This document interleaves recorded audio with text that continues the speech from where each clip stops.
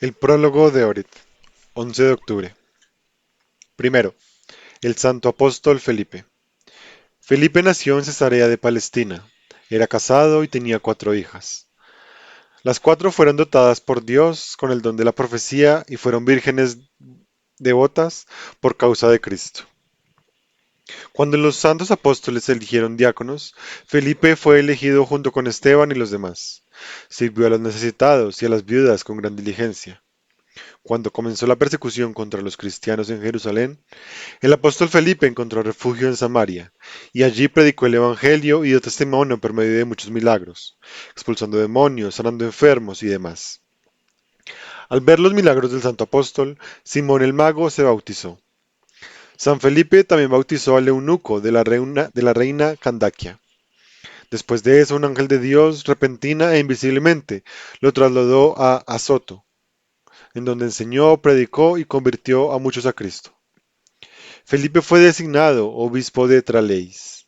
Reposó pacíficamente en profunda vejez y asumió a su habitación en el regocijo de su Señor. Segundo, la conmemoración del Séptimo Concilio Ecuménico. El Séptimo Concilio Ecuménico se celebró en el año 787 en Nicea, durante el reinado de la devota emperatriz Irene y su hijo Constantino, en el tiempo del patriarca Tarasio. Este concilio finalmente confirmó la veneración de íconos, justificándola por medio de la Sagrada Escritura, por medio del testimonio de los santos padres y por el innegable ejemplo de milagros manifiestos a través de los santos íconos. Agregando a los ejemplos de milagros citados anteriormente, el obispo Constantino de Chipre relató esto. Un día, cierto pastor de la ciudad de Constantinopla condujo a su rebaño a pastar y allí vio un icono de la Santísima Theotokos, que los fieles habían decorado todo con flores. ¿Por qué rendir tanto honor a una roca? Dijo el pastor, que obviamente había sido criado en la iconoclastia. Impactó el icono con el bastón pastoral de hierro y dañó el ojo derecho de la imagen de la Madre de Dios. Tan pronto como se dio vuelta, tropezó con el mismo bastón y se arrancó el ojo derecho. Así herido, regresó a la ciudad, clamando con lágrimas en los ojos que el castigo de la Theotokos había recaído sobre él. Este concilio también decretó que las santas reliquias de un mártir sean colocadas sin falta en el antimencio, es decir, el lienzo que se coloca sobre la mesa del altar y sobre el cual se sirve la divina liturgia. 367 padres participaron de este concilio, que el Señor también tenga piedad de nosotros y nos salve por sus oraciones. Tercero, el venerable Teofanes, el escrito. Teofanes fue un confesor y escritor de cánones. Nació en Arabia, de padres ricos y piadosos. Junto con su hermano Teodoro, fue tonsurado monje en el monasterio de San Saba el Santificado. Como eran monjes muy eruditos, el patriarca Tomás de Jerusalén los envió ante el emperador León el Armenio para justificar y defender la veneración de los íconos. El inicuo emperador torturó duramente a estos santos hermanos y los arrojó a la cárcel. Más tarde, el iconoclasta emperador Teófilo reanudó la tortura a ellos y ordenó que palabras de burla fueran escritas en sus rostros para exponerlos al ridículo del mundo. Cuando se resolvió la controversia iconoclastia, Teofanes fue liberado y poco después fue consagrado obispo. Murió pacíficamente en el año 847, habiendo padecido por los santos íconos durante un total de 25 años. Escribió 145 cánones. Entró al regocijo eterno de su Señor. Cuarto, San Nectario, patriarca de Constantinopla. Como laico y funcionario de alto rango de la corte, Nectario fue elegido unánimemente patriarca en el año 381, sucediendo a San Gregorio el teólogo. Se distinguió por su profundo entendimiento, tacto y celo por la Iglesia. Reposó pacíficamente en el año 397. Quinto, las santas mártires Sinaida y Filonila. Sinaida y Filonila eran hermanas de sangre y nacieron en Tarso. Se les llama parientes de San Pablo el apóstol. Permaneciendo vírgenes, renunciaron al mundo por causa de Cristo y al retirarse a una cueva, vivieron la vida ascética. Tenían conocimientos de medicina y curaron a muchos enfermos. Debido a su gran ayuno, a Filonila especialmente le fue otorgado el don de la taumaturgia.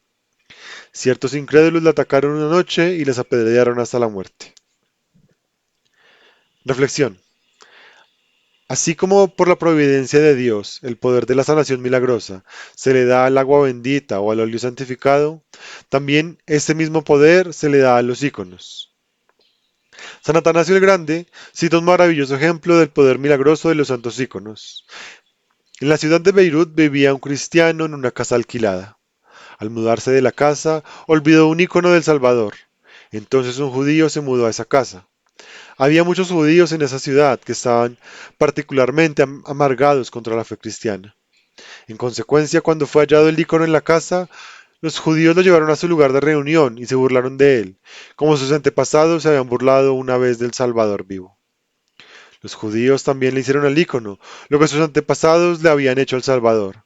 Perforaron sus manos y pies con clavos, imbuyeron vinagre en los labios de la imagen del ícono y se burlaron de la imagen del Salvador de todas las maneras posibles. Por último, uno de ellos tomó una lanza e impactó la imagen viva debajo de la costilla. Pero, oh, maravilla, sangre y agua fluyeron de la herida de la imagen como lo habían hecho desde el cuerpo vivo del Señor crucificado. El terror de los judíos no puede describirse. Sin embargo, llevaron un recipiente para recoger la sangre y condujeron ante el ícono a muchos enfermos, ciegos, sordos, cojos e insanos. Tan pronto como los judíos ungieron a los enfermos con esta sangre, fueron sanados. Toda la ciudad se congregó para ver este milagro, y todos glorificaron a Jesucristo, el Dios verdadero, y todos los judíos de esa ciudad llegaron a creer en el Señor vivo y vivificador, Jesucristo. Contemplación. Contemplar los numerosos injustos del pueblo de Israel y los numerosos castigos que Dios les hizo visitar. Segunda de Reyes 24. Cómo los príncipes del pueblo a menudo se apartaron de Dios e hicieron lo que es malo a los ojos de Dios. Cómo Dios castigó al pueblo para corregirlos.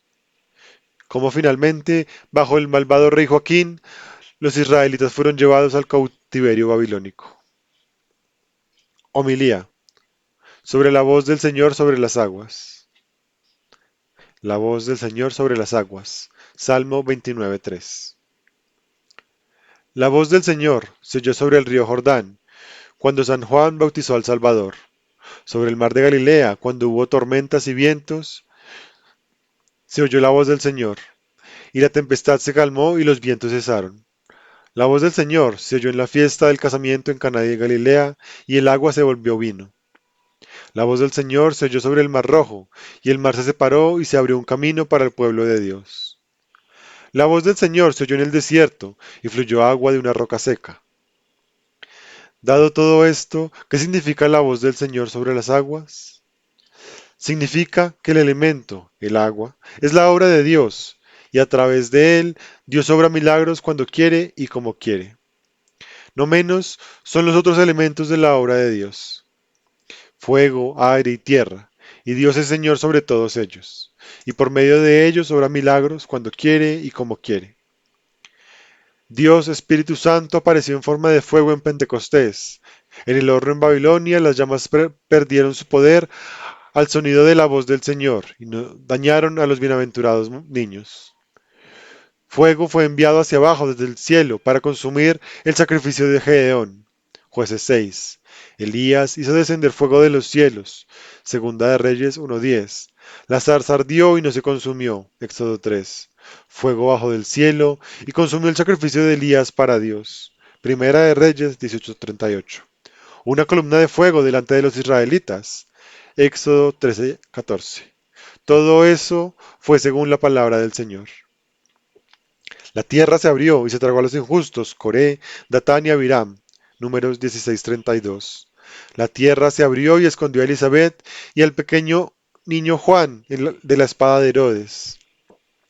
La tierra tembló cuando el Señor expiró sobre la cruz y se abrieron las tumbas. Mateo 27:51 y 52. El Señor ascendió a los cielos a través del aire. Lucas 24:51. Los santos apóstoles fueron llevados a través del aire desde diversas partes del mundo. Un ángel llevó al profeta Habacuc a Babilonia a través del aire en un instante. Bel y el dragón 1:35. Todo esto fue conforme a la voz del Señor, por mandato del Señor. Cuando los hombres eran tan obedientes a la voz del Señor como lo son los elementos irracionales de la naturaleza. Luego, otra vez, las aguas deben interpretarse en el sentido de hombres, hombres que son obedientes a la voz del Señor, los apóstoles y los santos. Como el agua cubrieron la tierra con la predicación de Cristo nuestro. Como el agua apaciguaron al mundo, sediento con la fusión de la fuente de la vida eterna, y el mundo fue restaurado y florecido. Sobre ellos, como sobre agua ordinaria, se manifestaron numerosos milagros, porque eran sumisos a la voluntad de Dios, obedientes a la voz de Dios, así como el agua. Oh Señor Jesucristo, ayúdanos a ser obedientes a tu voz, ayúdanos a estar avergonzados ante los elementos sin vida que te obedecen mejor que nosotros. A ti sean la gloria y la alabanza eternamente. Amén.